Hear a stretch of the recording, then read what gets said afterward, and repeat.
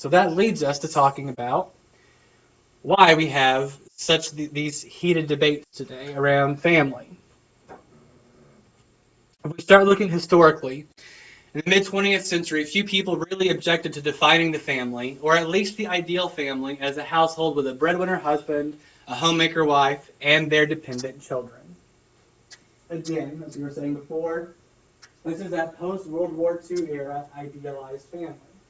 And when we were talking about Kinsey's research in the last chapter, and I said it was shocking to people in the States, it was shocking because we all sort of had this idea that is the ideal family. And there's no sex until marriage, you get married, you have kids, and you all live together happily ever after.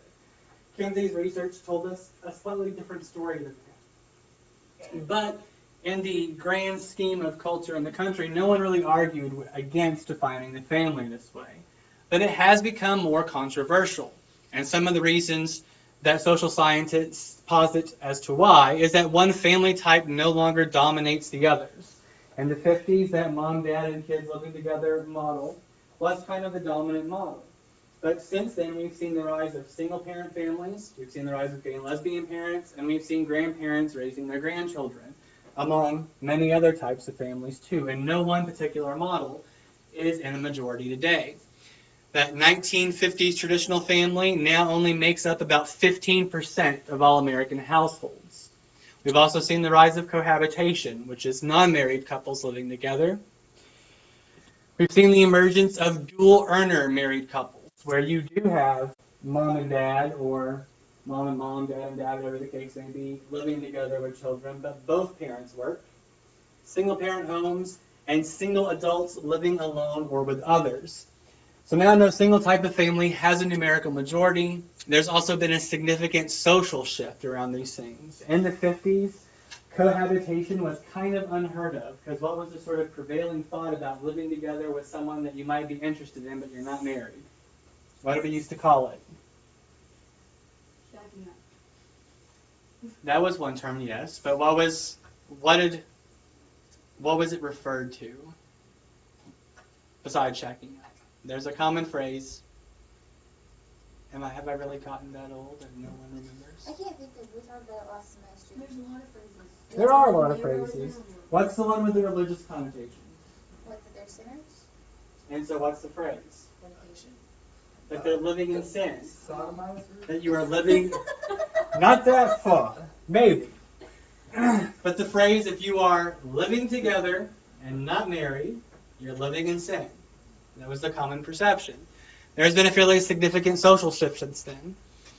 And this chart is in your book, which kind of talks about this changes in the composition of U.S. households from 1970 to 2011. So what trends do you see? What has changed since the 70s?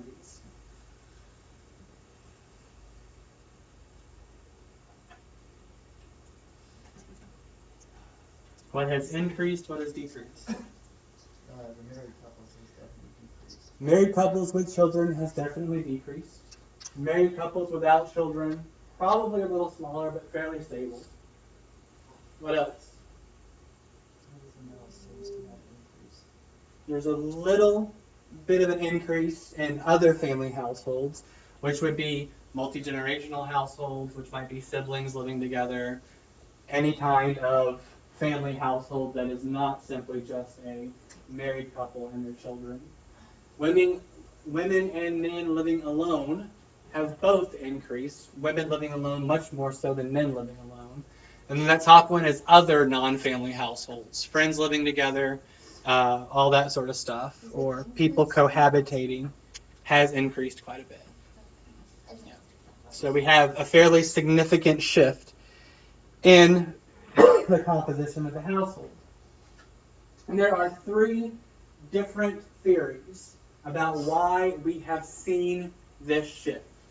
These differing perspectives suggest different causes and reach widely different conclusions about why this stuff is happening and what we should do about it. And you heard many of these arguments in what we watched the other day, but here they are formally presented in these three different perspectives. The first perspective is the family values perspective. And we define family values simply as the orientations people have toward family responsibilities. As I mentioned the other day, the sociological definition of family values is a little bit simplistic and vague, because we are simply talking about whatever your conception of the family may be, what responsibilities do you have as a family member? That is all we mean in sociology when we talk about family values. But this overall perspective comes from the viewpoint that the weakening of these values, those responsibilities we place on the family, has created rising selfishness and unfettered individualism, which has in turn fueled the growth of non-traditional living arrangements. We no longer feel the responsibilities to our families that we once did. We no longer value that sacred connection in marriage, that monogamous relationship between man and woman. We no longer sort of care about the family unit itself, and that has caused society and people in society to become very, very selfish, all about me, and not about the responsibilities of family. They see lower marriage rates, along with rising rates of cohabitation, divorce, and premarital sex, as an overall decline in adult commitment. We don't want to settle down anymore, we say. Marriage and divorce, the cohabitation, it's all temporary. They worry that the increasing number of single mothers and out-of-wedlock pregnancies are actually a danger to children. And we saw this argument the other day. Without a mother and a father, you have less well outcomes for children, is what they said. Michael Medvin went on to say, without mom and dad, you have a higher rate of drug use, of poverty, of welfare, of suicide, of all these horrible, awful things. And so they see single motherhood, single fatherhood, and out-of-wedlock births as child endangerment. Even in two-parent families, they are concerned with the growth in employed mothers, because this blurs gender distinctions and weakens the father's position as the head of the household. If mom is out of the house working, and dad is no longer the primary breadwinner, or dad is taking care of household stuff, that blurs those gender distinctions and might confuse children's ideas of appropriate masculinity and appropriate femininity, and thus, once again, is dangerous to children. They see the acceptance of same-sex partnerships as a devaluation of heterosexual marriage, and all this stuff taken together, they fear really marks a great change that undermines the family bonds that are needed to raise healthy children and create a stable society. So the argument is we've got all this stuff going on, which has basically destroyed the family, which has destroyed our major institution that raises children to be productive members of society that are appropriate male and appropriate female and not criminals. And the reason we should care about marriage is because it's all about raising healthy children. And that is the optimal environment for raising healthy children. All this stuff endangers children and really weakens society overall. Okay, so what about like heterosexuals that can't conceive children? Are they not allowed to get married? There's so many flaws in that argument. That's a counter-argument that's commonly raised, and I've yet to hear an answer. Oh, okay. I mean, to kind of go to the side a little bit here, that's a common argument that they have raised in a lot of the gay marriage cases, is that marriage, we should be concerned about marriage as a social institution because that is the optimal environment for raising children. That is why there's a state interest in marriage, and that is why there's a state interest in marriage, keeping marriage between one man and one woman, because its purpose is procreation. And then the counter-argument always is what about people that are getting married that are too old to have children? What about people that are getting married that can't conceive?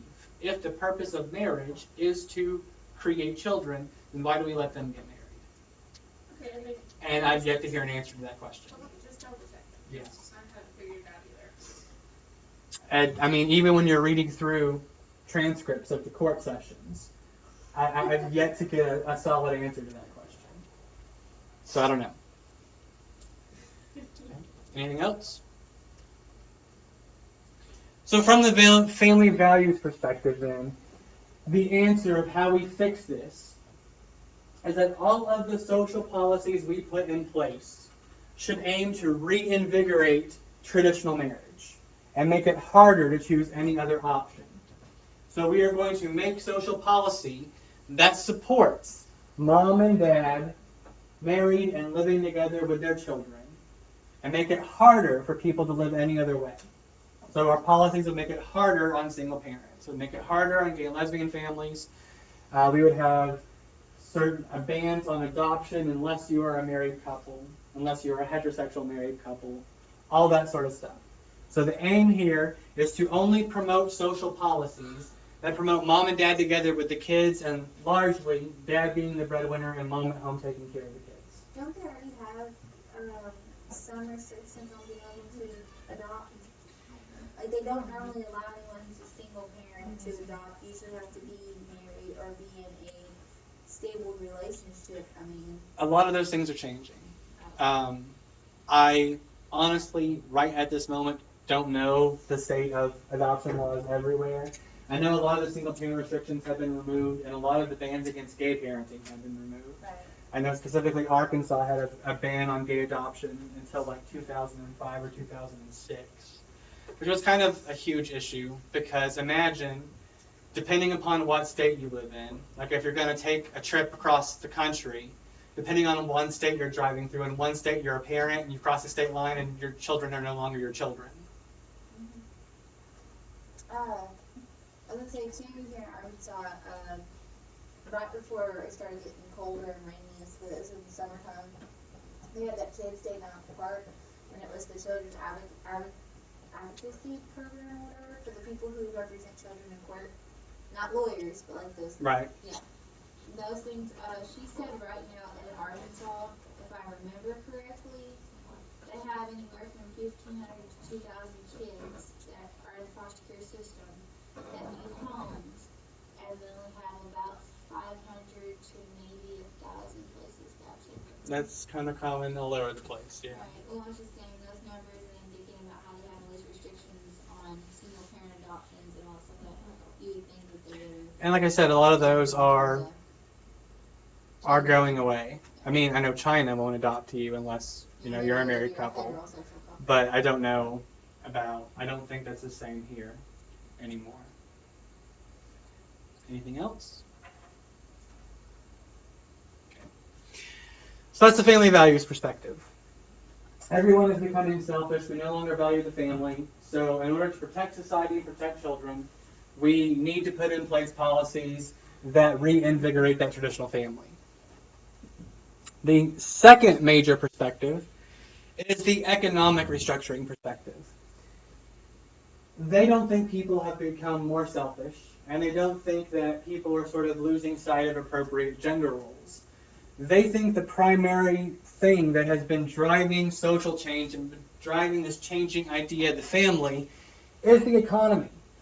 It doesn't really dispute those trends that we've had more non-traditional families, more women working and all that sort of stuff. But it says this isn't from a decline in family-oriented thinking. It's not from a decline of family values, quote unquote, but it's because of the economy. They say years ago, when you had mom at home with the kids and dad going out to be the breadwinner, that was common because the economy allowed for that to happen. The breadwinning father could go out and on his own make enough money to support a family. Our economy has shifted radically. We've lost a lot of manufacturing jobs. We've lost a lot of the blue-collar union work that sort of drove this economic model. It's very, very hard today, they say, for a man that is married with a couple of kids to go out and find a job that will pay him enough to support that entire family on his own. So they say that since the economy has changed so much, gone more to a service economy instead of a manufacturing-based economy, that the economic reality of many families, many two-parent families, is that both parents need to work in order to make ends meet. So they say these new changes have produced a mix of both opportunities and threats. They say the financial stability of the middle-class family is waning, because even back in the day, when we started seeing second-wave feminism and women started moving into the workforce, a lot of men still had really good paying jobs. And so the draw of women going into the workforce was that financially secure families could now make more money and start putting stuff putting money back in saving, which led to the growth of the middle class. Now, according to this perspective, we don't really have that advantage. Both parents are working out of necessity, and both parents are working just to make ends meet instead of generating a savings account, which is causing the middle class to shrink. They're also saying that if families are more vulnerable today, it's not because they rejected good family values. Higher divorce rates, single-parent families, all this sort of stuff doesn't exist because of the rejection of family values. They say it exists because they cannot rely on stable, predictable economic and social systems to provide for their needs. One of the biggest reasons that couples, especially young couples, get divorced is what? What do you think? Money. Financial arguments. When a family is under financial strain, that strain causes other strains. If you are constantly working just to make ends meet, if you are constantly fighting about how much money you have and where that money goes, unless you are a very dedicated couple that is dedicated to talking through stuff and working things out, that causes a lot of stress. Not only that, the stress of maybe losing a job or even working an hourly job that cuts your hours, that might mean your family goes hungry or doesn't pay rent for a week, is incredibly stressful in young families. And this country, this perspective says, does not have a robust enough social services net that can sort of catch you and make up for that. Because what situation do many, many families run into? Say both parents are working, one parent loses a job, or their hours get cut. So now they really don't have enough money to make ends meet. What are their options? Prostitution. Potentially, maybe. But in the framework of the social services net, what are their options? What might you try to do? What might you try to get? You might try to go get public assistance, either like housing, food stamps, all that sort of stuff. But what happens to a lot of two-parent families that are just barely making it? They don't qualify because they don't make enough money to comfortably cover everything, but they make too much money to qualify for any sort of assistance. And that, according to this perspective, is one of the main issues that we see so many problems with families. Because what incentive are we giving people to get married if we say, well, now that you two are married and you're both working together, you make too much money to qualify for any assistance even though you're starving? So in this context, according to the economic restructuring policy perspective, if we push policies that only support traditional families, that only support mom and dad married and living together with dad working and mom at home, those policies are destined to fail because that is simply not the economic reality of many people today. There may be quite a few people that want to live that model, but it's just not economically feasible for many, many people. Instead, they say we should be pushing social policies that focus on broadening that safety net so that all types of families can thrive in this uncertain economy. You take away the concern of money to a certain extent. You take away the fear of not making enough money to pay rent or being able to feed your family. And then they say we can alleviate a lot of this stress on families. Okay? Any questions about this perspective? Okay. The third one is the gender restructuring perspective. This perspective says the focus on the economy is important. Very good job, economic theorists. You've raised a good point. But it does tend to ignore something else. Even if the economy was perfect and we had a robust social safety net, there are still going to be quite a few families out there that simply don't want to live that traditional model. It ignores cultural forces, and especially the growing desire among women and many men to live in more egalitarian families. There has been a fairly large cultural shift where it's become more acceptable for women to work, and many people kind of like the options of that. There are many women that want to be more than mothers, that want to have a career and children, and there are quite a few fathers that might be perfectly happy staying at home with the kids all day. So they say, while this family revolution has sent mothers out into the labor force in fairly large numbers and has created single-parent families and dual-earner households, we haven't seen complementary changes in the workforce. What they mean is, if you are to be seen as a good employee to your employer, what does that employer want from you? What do you mean? Honesty. They want you to work there. They want you to be there, right? I'm hearing on time, every day, early, overtime, maybe all that sort of stuff. That's what you need to be a good employer or a good employee. How does our society in the States define a good father? What should you be doing to be a good father? Well, providing, really. Providing is really all you have to be a good father. We really, for the most part, don't look a whole lot at the time that that father spends with the kids, because we still have that idea of the father that is out working. What does our culture say about what you need to be doing to be a good mother? Nursing, helping your child develop, keep the house clean, take care of all your husband's needs. So to be a good mother, we expect mothers to spend a lot of time with their kids, right? So if you are a mother who also has a job, you have to spend all your time with your kids, take care of your kids being nurturing, but you're also expected to spend all your time at work being a good employee. How can you do both of these things at once? It's hard. You technically can't, is what they're saying. You know, it's really, really hard to balance these things if a job wants your full attention, but we're also telling you to be a good mother, you have to spend all your time with your kids. And it's mothers that tend to have that pressure more than the fathers.